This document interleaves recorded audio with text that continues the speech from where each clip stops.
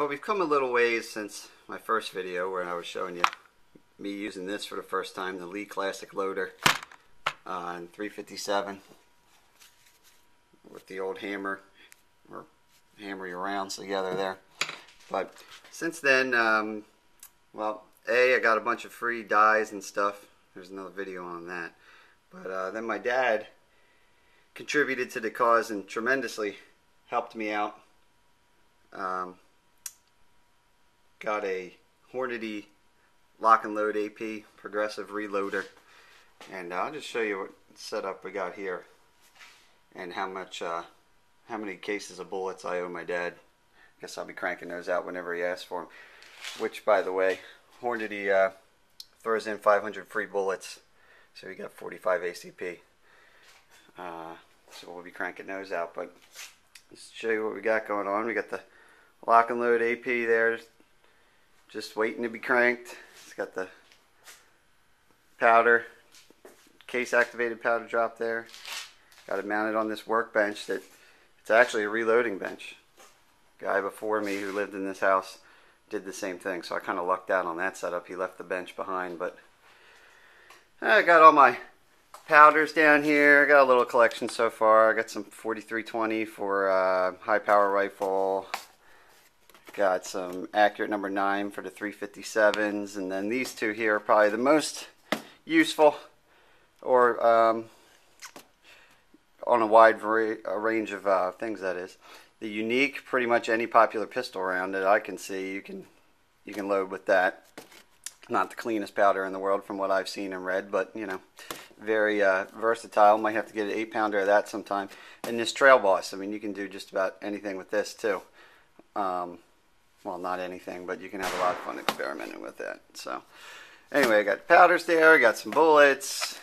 We got the kitty litter container for the primer drop tube. There's the cheap method. The tube stays right in there, and it drops your primers right in there instead of on your floor. Just a bunch of dies. There's all those free dies from the 80s and some ones that we bought. All kinds of cans of stuff. You got your dry lube, which is awesome. You got your dust off for blowing powder off of stuff. Scales. You got to write down your data somewhere, right? You got your powder tumbler over here. A bunch of boxes of empty brass that we've been saving, or my friend's been saving at least. I usually bought cheap Russian steel stuff, so thanks to him for saving that stuff. And a little research and music table for looking up stuff, and plenty of media. Got walnut for tumbling. But I'll show you. Actually, I can set this up here probably, and you can get a quick view. I'm loading some 40 S&W right now, so maybe I'll crank away and we'll see how much of this actually shows up in frame. So you got your dies set up on here in each station, and right now I'm already kind of rolling along. So I'm just taking a bullet. I've already put a new casing in there. It slides right in. Then I put a bullet on the one that's about to be finished. Give it a crank.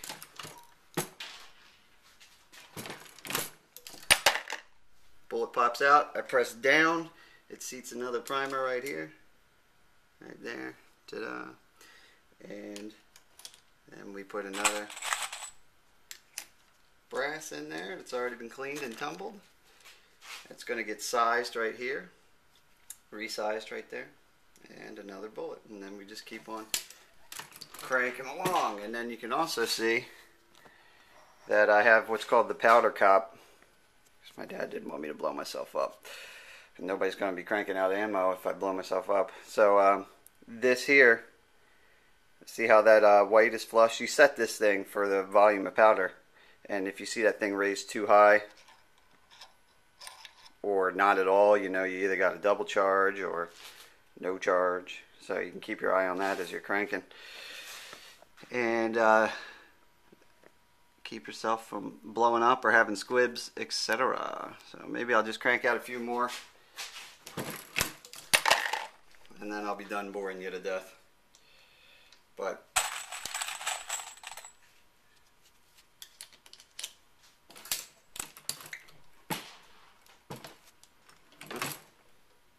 now we can can see an example there.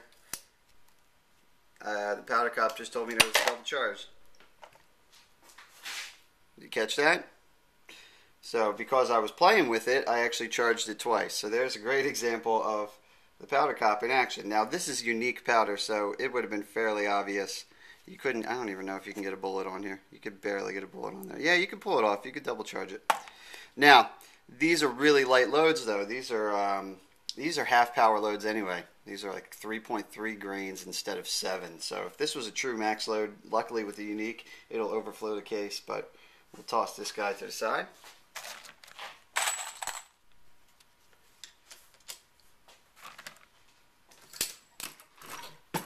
See the powder cop didn't come up too high there. It's probably out of frame for you, but you just gotta trust me on that one.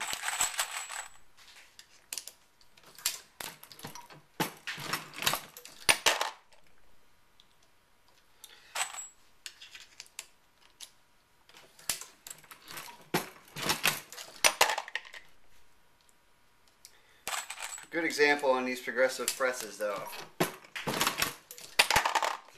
Why you got to concentrate, and if you do anything that kind of half indexes or indexes twice somehow, basically it's half indexing because this auto indexes, so it's hard to double charge by just cranking the handle twice, but if you kind of half crank it to look at something and you don't actually rotate it all the way, and you can end up with that double.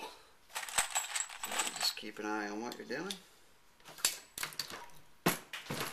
Generally a good safety tip not to blab to people on YouTube while you're reloading too, but you know, looks like we're doing okay here. And there you have it. So I'm going to keep cranking along, making some loads up, and gonna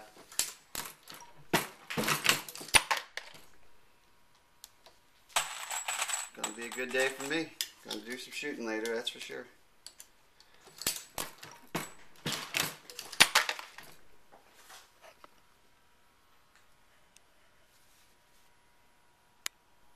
You know what? I want to show you one other thing too that I forgot to mention. The whole lock-and-load system, that whole name for that is these lock-and-load bushings. You can buy bushings for each caliber, and this is the awesome part of this system. Right now we're loading 40 cal, right? I say I want to switch it up. I would switch this plate out. That's real easy. I got a wrench, and you just kind of loosen that real easily. Plate pops off, and then you got to switch your dies out, right? And you don't want to lose all your settings. That's a pain in the ass. So these are actually locked into the bushing. See how I gave that a little turn? And it just pops out. I haven't lost my settings because it's actually set in the lock-and-load bushing. I'm just taking the bushing out, and then I come over here to my 357, take a die out of here. Alright, there's my sizing die for the 357. Drop that in, twist it, that's already preset. I do that to my other dies.